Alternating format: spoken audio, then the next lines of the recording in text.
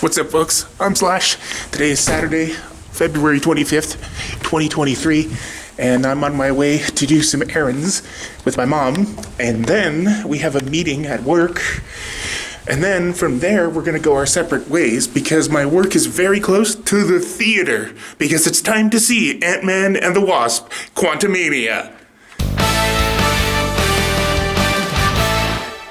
So the movie's been out for about a week now, and I wanted to see it last week, but I didn't have enough money in my account at the time, and then I wanted to see it Thursday or Friday, but it was freezing, so it's finally warming up, and now I can go and see it. Oh, and just a point of interest,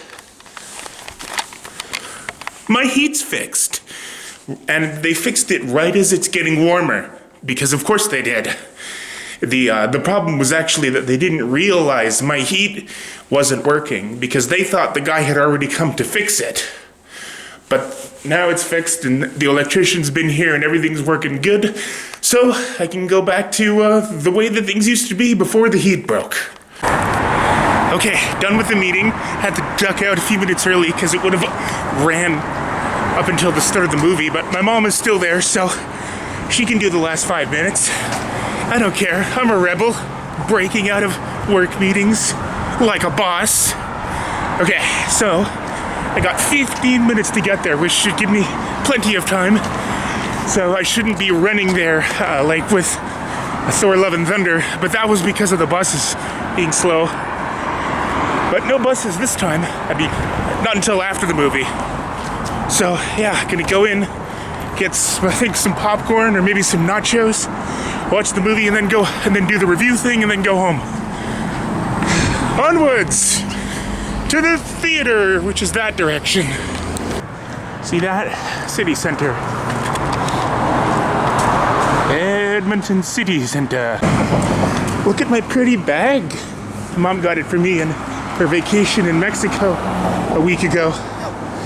This is the first time I've been testing it, and it's pretty, but I'm so used to using the camera, the bag that my Canon camera came in. I've been using that as a man purse for like 2-3 years almost.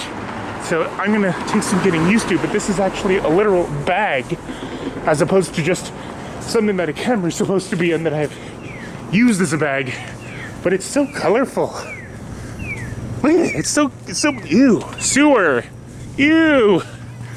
It smells like the city farted while I was trying to show off the pretty colors of my bag. That's not cool, that's not cool. That's nasty.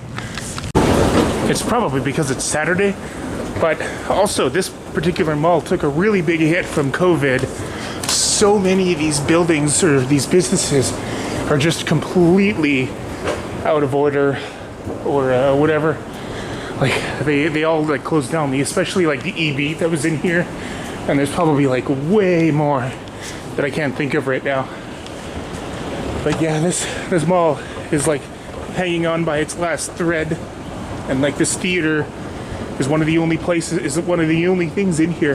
That and the Shoppers, and maybe this District 102 thing in the restaurant. And there's also like a hotel right there, but that's not part of the mall really. It's just a shortcut, I think. I actually made really good time, so probably gonna have a little bit of time to kill. Oh my god, you've gotta be kidding me. Are they making a Winnie the Pooh horror movie? Oh god. What on God's green earth is this? Cocaine Bear? What? What? No, I will not get in line. I don't want a cocaine bear. Got my nachos. I like how they come in a bag. That's amusing to me for some reason. Oh, and I'm just noticing that before Guardians of the Galaxy Volume 3, we're definitely going to see Shazam! Fury of the Gods, because I loved the first movie. Zachary Levi is hilarious. If you've never seen Chuck, watch that show. It was great. Shazam! Fury of the Gods. And that comes out March 17th, so we're going to see that. Then we're going to see Guardians of the Galaxy 3. And then I think there's also another DC movie, like Blue Beetle or something, or Blue Bolt, And I kind of want to see that because it's got Zolo something in it. What's his name? Miguel Diaz from Cobra Kai, one of my favorite TV shows ever made. And I really like him, so I'm gonna go see that too, probably. I might wait for that to come out on DVD though. We'll see. Yeah, this is the one. Blue Beetle. John Wick 4, don't care. Creed 3, don't care. Oh my god. No. No. No. They're making a Barbie movie. No. With Margot Robbie. I mean, yeah, she's gorgeous, but she's way too flat-chested to be Barbie, unless they're gonna like give her like a huge prosthetic. 2 hours later. Ant-Man and the Wasp, Quantumania. It was good. I liked it. Apparently the critics haven't been too fond of it. I don't know why. Probably the best part were the special effects. Like the entirety of the quantum realm. It was giving me very much Journey to the Center of the Earth vibes, you know, like where they're in like the middle of the Earth and there's like this huge alien-looking civilization and all kinds of weird creatures. And two of my favorite creatures that they showed was the guy that was literally just a vat of goo that was contained in something. And I liked how they made them drink this they called it ooze, and then after they drank it, then the people that were from Earth could understand what they were saying, because before that it was like an ancient language. And I liked how this goo creature that looked kind of fearsome and menacing, after they translated his voice, he had like a very next door neighbor, like, hey man, how you doing? You just drank some of me. So it was really funny, because you would expect him to be kind of sinister, but he was sweet. And then Hank Pym also notices that there's a broccoli person, and there was a guy that looked like broccoli, and his head was literally a piece of broccoli with a mouth and no eyes. So that was fun. So basically, I don't know. The whole movie, I thought it was good, but it's just kind of weird how they've changed the dynamic of the story. Like, they never explained why they recast Cassie from Endgame, because I like that actress better. Catherine Langston, or whatever her name is, she didn't do a bad job, and she's not awful. It's just, I got used to the first Cassie that they had in Endgame, and I think she looked more like the younger actress that they replaced her with.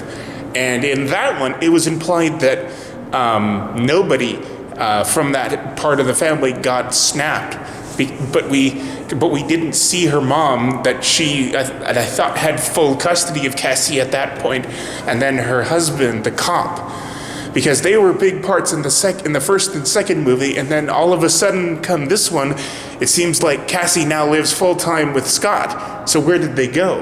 And Cassie is calling Hank Pym Grandpa, even though they're not related at all, because like Scott and Hope are still dating, but they're not married. So it's kind of weird she's calling him Grandpa, and all of a sudden she seems like just this regular kid that goes to like a miniature, that, you know, and then she becomes like a new Bruce Banner in terms of knowledge. And it's just, oh, and by the way, your daughter's been like a genius all the time. And she just so happens to also have shrinking technology and has gone through the same amount of training that Ant-Man went through in the first movie. So now she can just come on this big journey with us. And, you know, I liked her character. It just seems kind of weird and convenient. But I know, I kind of expected that, because I did know that there was a third Ant-Man in the comics. So I guess that's who that is. And the main villain, I quite liked him. He had this weird air about him where he never really got mad, but instead he was just kind of whispering all the time, but it worked really well. And I think I missed one of the spin-off shows, probably Loki, because I don't know where he came from and I don't know his backstory, but apparently he's like an immortal or something, because they can't kill him. But I like the idea of how they trapped him there, because he has a spaceship that can travel through space and time, but the quantum realm resides outside of space and time, so he can't use the ship to escape from it, which I thought was a really clever way of dealing with someone like that. And then he has this whole thing where he's like, I've seen the future, and you know, that whole thing that like 80% of all Marvel villains do. I've seen the future, and I know that I have to kill everyone for no particular reason, otherwise otherwise bad things will happen. So he worked, but I actually thought that the more effective villain was the return of Corey Stoll as Darren Cross, who is hilarious in this movie because he comes back as Moloch, and he went through like a sort of Darth Vader process and went from when we saw him at the end of the first Ant-Man movie to like this weird, like weirdly proportioned thing where he's like 99% face, and he has these little baby legs and these little baby arms coming out of a metal suit. And it was really funny because like his whole face was stretched and warped, and it looked like something you could do in that iPhoto or whatever on the iPhone. Not that I have an iPhone, because iPhones suck, but I have heard of people. What is it? The photo booth. That one, yeah. And I didn't feel like Hope really did much. She was just kind of there and doing their own thing. But my favorite thing was probably the special effects, because the Quantum Realm was just visual eye candy and beautiful. It was an interesting movie, and I liked how they started off separately, and I liked how they were just basically saying, look at all the weird stuff there is, and like anything that you think would be impossible is possible in the quantum realm, because it's just where like the laws of physics don't exist, and it's just random and crazy. But it felt more like an alien planet rather than the quantum zone. So I don't really know like how all these people came to be there. But yeah, no, I liked it, and it was really good. I liked the climax of it. I liked how everyone came together, and I liked how they were like rebelling against the Conqueror, and it was pretty cool. Yeah, so I don't know. I definitely like this one better than Ant-Man and the Wasp, because Ant-Man and the Wasp was boring, because it's not really about anything. It's basically just about Scott on house arrest.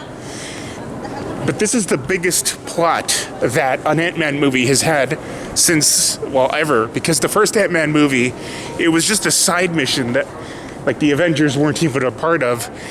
And it was something that it was a good thing to do, but nobody noticed it because they were focused on the bigger things that were going on. And that's kind of Ant-Man's whole thing.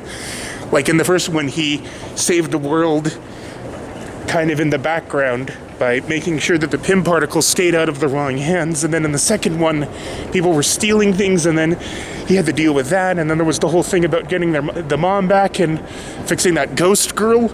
But again, it was a very self-contained storyline that didn't really affect the grander scheme of things in the MCU. But this is the biggest one that happened, because if Kong the Conqueror had managed to get out, he could have destroyed the entire world. So that was the biggest threat that they've dealt with. But no, I really liked it, and I think it's probably my favorite Ant-Man movie, at least right now, having just come off of it. So I don't know, I'll give it maybe a 7.5 out of 10. Yeah, I think maybe a 7.5. And then the first Ant-Man, I put it at number 10 on my list of worst movies, but that was basically just because I really hate Michael Pena, who thankfully was not in this movie at all. And I put the first Ant-Man on there because of how weird and self-contained the story was, and how it was just its own thing that had nothing to do with the overall storyline. But yes, so that is all there is for this episode. So the next movie we're gonna go see in theaters is what's it called? Shazam! Fury of the Gods. And then we're gonna see Guardians of the Galaxy in theaters, and then we're gonna go and see probably Blue Bolt or Blue Beetle or whatever his name is. And then I think the only other movie we get this month from this year from the MCU is The Marvels. No, I'm not seeing that, because I hated the first one, and I haven't even seen the show. Might not even watch it. But anyway, it's getting late, so I gotta get home. And by late, I mean it's getting late for mall time. Everything's closing because it's like 5 o'clock. Anyway, thank you for watching, and I'll see you guys in another episode for more cool stuff. Bye-bye.